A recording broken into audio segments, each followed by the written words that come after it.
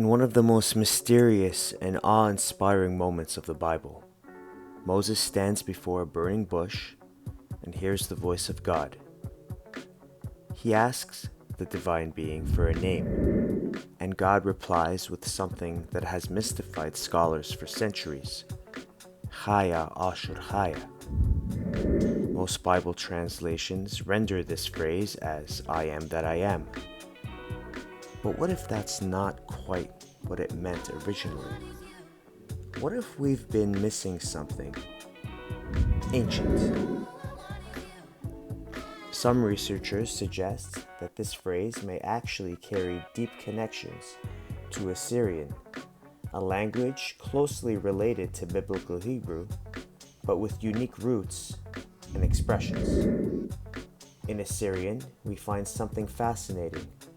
The word Ashur, the name of the supreme deity of ancient Assyria, can also be understood to mean the one who is, or the living one.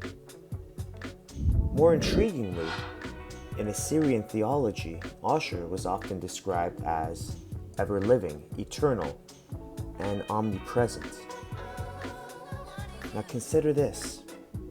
What if Chaya, Ashur, Chaya, traditionally translated as I am that I am, is better understood in its ancient Near Eastern context, not just Hebrew, but Assyrian as well? What if this phrase isn't just about abstract being, but a direct theophoric declaration? Chaya, Ashur, Chaya could also be read as the ever-living Ashur is alive. Here's the theory. Chaya means I exist, or I will be in Hebrew. But in a theophoric sense, it can mean the ever-living. Ashur could be read not as a relative pronoun, that which, but as a proper name, Ashur. Moses is asking God for a name, is he not? Chaya, again, reinforces existence, life, and being. In the Assyrian language, Chaya means this exact thing. Let's not forget, Hebrew came from the Assyrian language.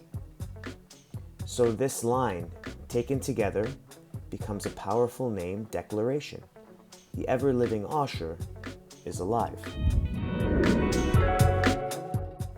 If this theory holds, then every time we see I am in the Bible, especially in key moments where God identifies himself, we may actually be reading a translation or reinterpretation of the original declaration from Exodus 3:14. In other words, what we've come to understand as I am may be a later abstraction of a much older, theologically potent name, Ashur, the ever-living God. This would radically shift how we read many passages of Scripture.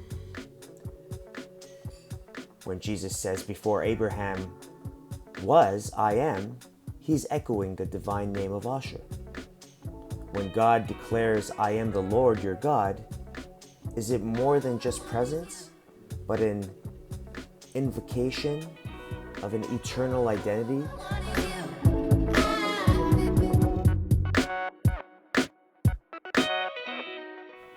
Tied to life itself?